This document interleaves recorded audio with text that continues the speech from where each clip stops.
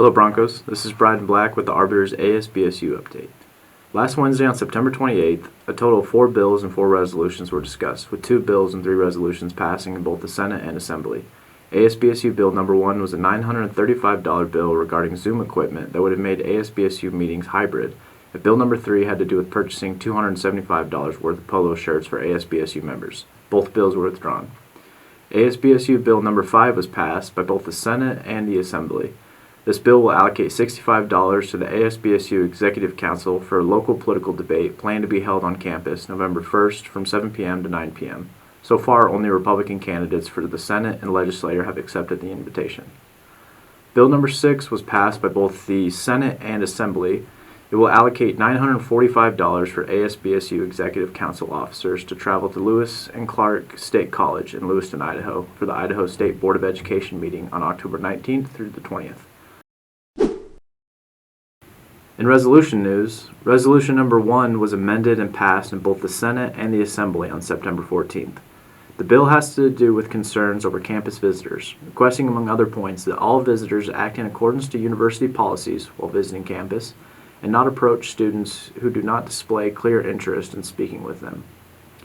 Resolution number 2 was introduced by Honors College Senator Ethan LaHogue.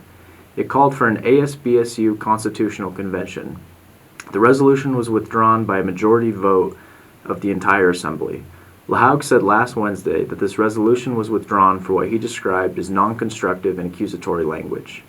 The language likely being referred to was in Section 2 of Resolution 2, where the resolution said the following about the Inclusive Excellence Student Council. Quote, "The current Constitution allows money and other resources to flow to a partisan branch designed for self-described student activists," going on to say that Article 10 of the current Constitution is designed to insulate these student activists from changes to the Constitution and to their branch of government by giving them veto power over any proposed changes to the IESC. End quote. Now this language has been removed in addition to 8 other ASBSU members signing on to the new resolution, calling for a constitutional convention in resolution number 3. Resolution number 3 was passed by a 2/3 majority in both the Senate and the Assembly.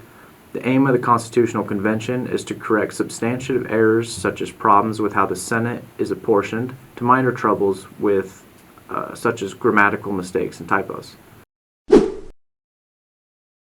Lastly, ASBSU Resolution number 4, which calls for action from the ASBSU Ethics Officer, was passed in both the Senate and the Assembly. The resolution formally directs the ethics officer as a member of the Executive Council to execute code changes, to initiate a complete review of all ASBSU code for errors, and to submit a report to the Executive Council, Senate, and Assembly within 2 weeks. And third, it serves as a formal recommendation to the upcoming Constitutional Convention that there should be a process specifically outlined in the Constitution for the legislator to initiate code changes. This has been your ASBSU update. I'm Bryden Black with the Arbiter, and I hope you have a great homecoming weekend. Go Broncos.